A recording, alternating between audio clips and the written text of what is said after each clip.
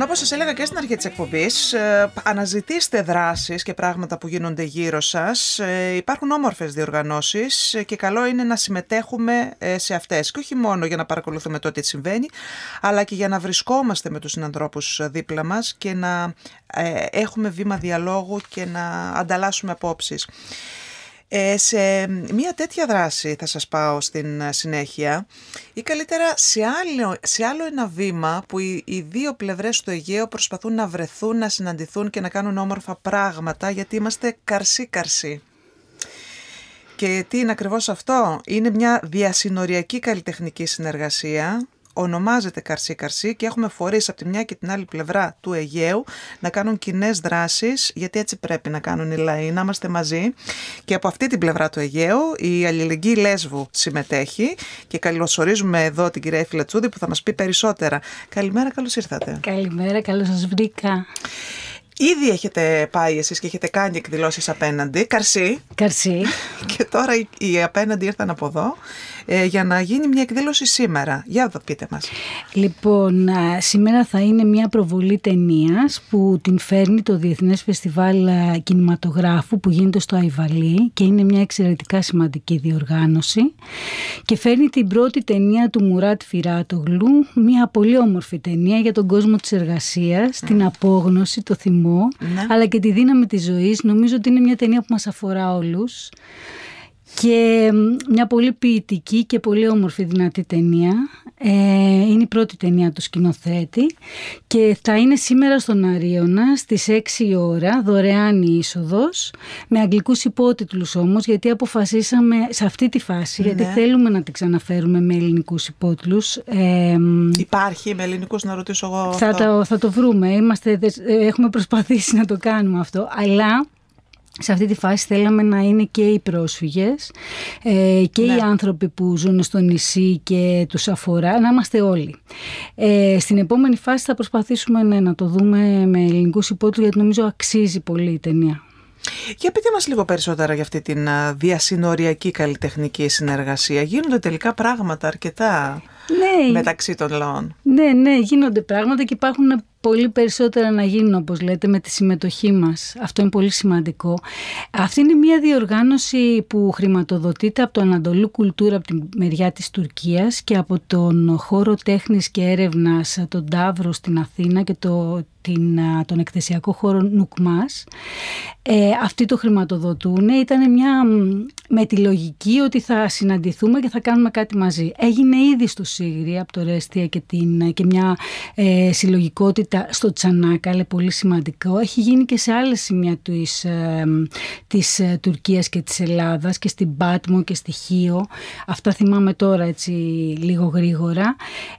Και είναι μια συνάντηση που ουσιαστικά ξεκινάει κάτι και ταυτόχρονα ρίχνει λίγο τους σπόρους για να κάνουμε κάτι μαζί σε ένα πολύ καλλιτεχνικό, αλλά από την άλλη μεριά και κοινωνικό επίπεδο. Εμείς όταν πήγαμε εκεί παρουσιάσαμε και τη δουλειά μας σε σχέση με το προσφυγικό, που ουσιαστικά δεν ξέρουν τίποτα, δεν γνωρίζουν πολλά, όπως πια έχουμε αρχίσει να ξεχνάμε κι εμείς, έτσι. Αλλά ταυτόχρονα βρήκαμε... Όπως και εδώ δεν γνωρίζουμε πολλά από τις συνθήκες. Ακριβώς, έχουμε αρχίσει να ξεχνάμε. Εκεί, ναι. Αλλά ταυτόχρονα βρήκαμε και την ευκαιρία να παρουσιάσουμε τον Θεόφιλο και το Μουσείο Τεριάντ σε ένα χώρο, σε ένα ίδρυμα τέχνης στο Άσκευ που μας φιλοξένησε. Το διοργάνωσε και το υποστήριξε το Διεθνές Φεστιβάλ Κινηματογράφου του Αϊβαλίου και έγινε μια παρουσίαση από τον Αλέξη Σπάθη από το Πανεπιστήμιο Αιγαίου, που είναι και μέλος του Συμβουλίου του Τεριάντ. Επίσης δεν ξέρουν τίποτα, πολλοί κόσμος. Δηλαδή έρχονται με τόσο πάθος στη Μυτιλήνη και με τόση αγάπη, και πραγματικά ήταν φοβερό το πόσο τους ενδιέφερε να μάθουν αυτό το κομμάτι, το πολιτιστικό, που είναι τεράστιος ο πλούτος της Μυτιλήνης. Και εμείς, επειδή είμαστε πιο πολύ στο κοινωνικό κομμάτι που δουλεύουμε, πάντα έχουμε τα καλλιτεχνικές δράσεις, πάντα ασχολούμαστε με την τέχνη, αλλά ουσιαστικά καταλαβαίνουμε ότι δεν μπορούμε και να τα διαχωρίσουμε. Ναι. Γιατί τα ζητήματα και που δεν χρειάζεται να τα διαχωρίσουμε. Ακριβώς. Από τη στιγμή που μπορούμε να τα συμπεριλάβουμε όλα, δεν χρειάζεται να τα διαχωρίσουμε. Ακριβώς. Τώρα λέτε ότι δεν ξέρουμε πολλά οι απέναντι για το τεριάντ. Μια έρευνα για το τι ξέρουμε εμείς για το τεριάντ ενδεχομένως θα είχε και πολύ ενδιαφέρον. Αλλά και το πόσα κάνουμε και το πόσα θα έπρεπε περισσότερα να κάνουμε και για αυτό το μουσείο, και κλείνω την παρένθεση. Ακριβώς, και για το Θεόφιλο, το Μουσείο του Θεόφιλου, που επίσης ήταν συγκλονιστικό πόσο τους ενδιέφερε. Ήταν η διευθύντρια του φεστιβάλ που το είδε το μουσείο, ναι. Και πραγματικά μόλις το είδε, είπε, εγώ θέλω αυτό να το παρουσιάσω, και το Θεόφιλο το γνώρισε και ήθελε η Αζιζέ Ταν, η οποία αγάπησε πάρα πολύ αυτό το κομμάτι. Ξέρετε κάτι, είναι τεράστιος πλούτος που δεν τον ξέρουμε, δεν τον γνωρίζουμε. Εγώ θυμάμαι τις αντιδράσεις που είχαμε από τους συναδέλφους μας στην ΕΡΤ, όταν θέλαμε να παρουσιάσουμε ότι το Μουσείο Τεριάντ έχει Πικάσο. Και μας έλεγαν, μα τι μας λέτε τώρα?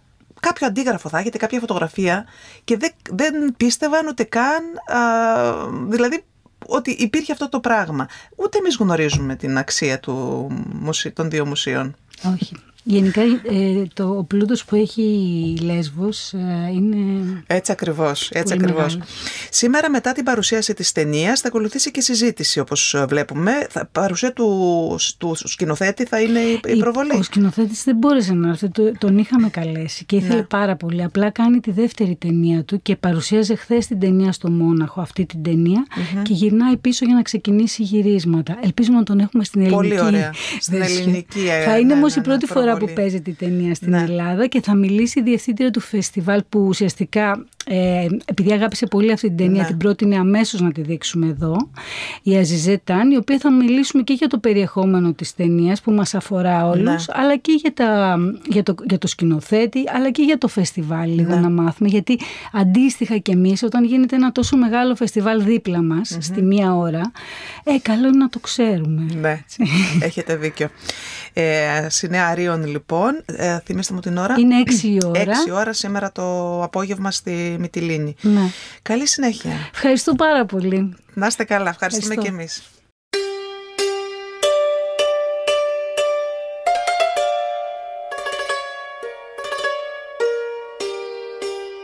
Ελληνική ραδιοφωνία Αιγαίου.